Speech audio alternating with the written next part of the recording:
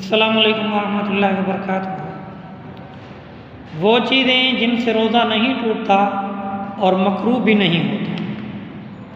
आज वो चीज़ें मैं आपसे बयान कर रहा हूँ। मिसवाक करना, इससे रोज़ा नहीं टूटता, मकरूह भी नहीं होता। सर, मुँह छू या दाढ़ी वगैरह पर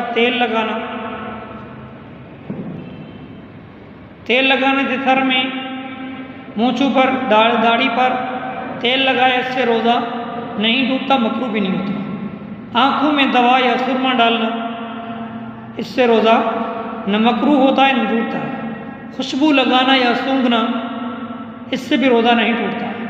गर्मी या प्यास की वजह से गुस्ल करना ताकि जिस्म को ठंडक पहुँचे और रोज़े की तकलीफ़ ख़त्म हो, तो इससे रोज़ा नहीं टूटता, मकरूह भी नहीं होता।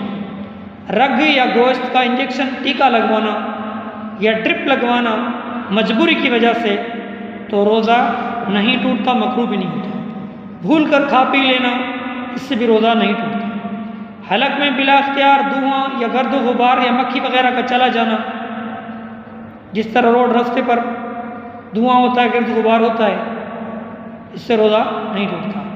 कान में दवा या पानी डालना बिला कसद चला जाना, कान में दवाई डाली या पानी चला गया, तो उस सूरत में रोज़ा नहीं टूटेगा बिला कसद। इरादा नहीं, जब पानी चला गया।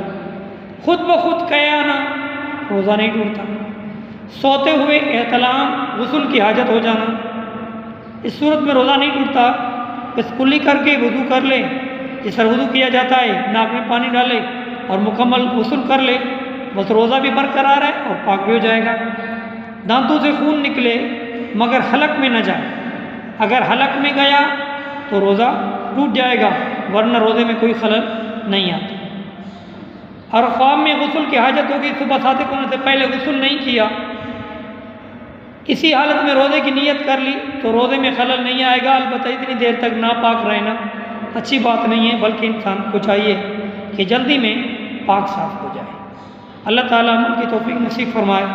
ये थी हमारी आज की वीडियो, तो लाइक शेयर सब्सक्राइब ज़रूर करें ताकि अल्लाह ताला अमल की तौफीक नसीब फरमाए, दूसरे लोग इससे फ़ायदा उठा सकें।